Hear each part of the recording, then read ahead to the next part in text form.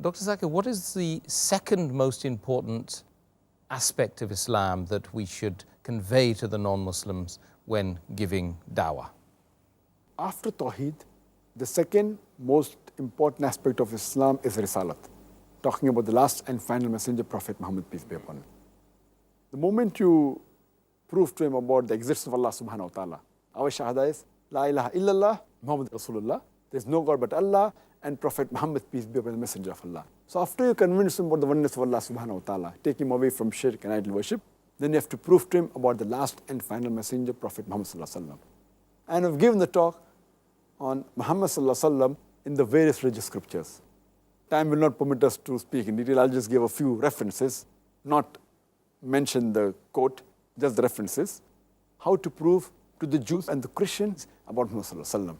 If you read the Old Testament, the prophecy of Muhammad sallallahu alaihi wasallam is mentioned in the Old Testament. I'll just give the references. Details you can go to our website, irf.net.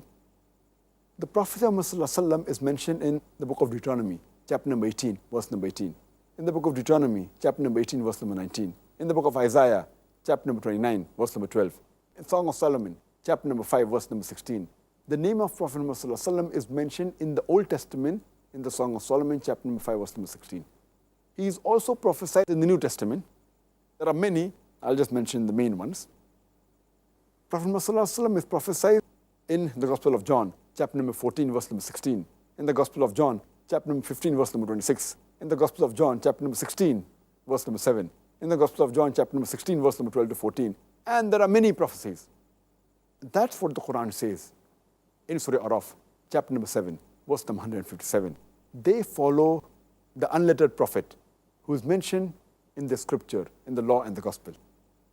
And Allah also says in Surah Saf, chapter number 61, verse number 6, that Jesus Christ, peace be upon him, the son of Mary, he said to the Bani Israel, I am sent from Allah subhanahu wa ta'ala as a messenger to the Bani Israel, confirming the law that came before me and giving glad tidings of a messenger to come whose name shall be Ahmad.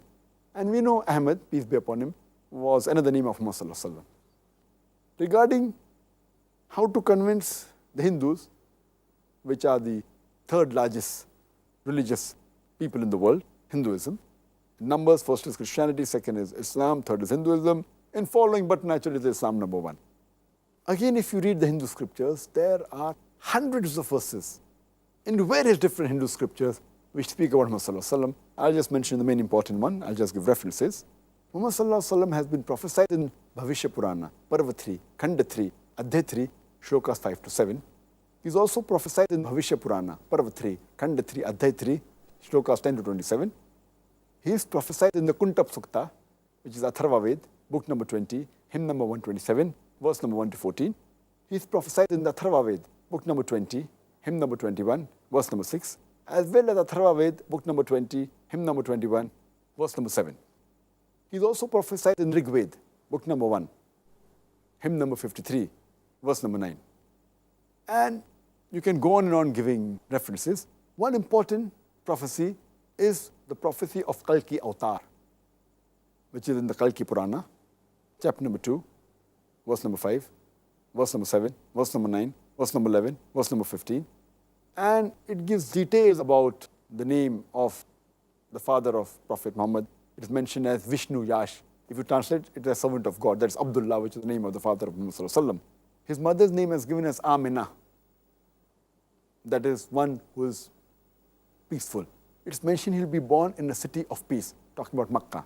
He'll be born in the home of the person who's the chief of that city, that is the family of Quraysh.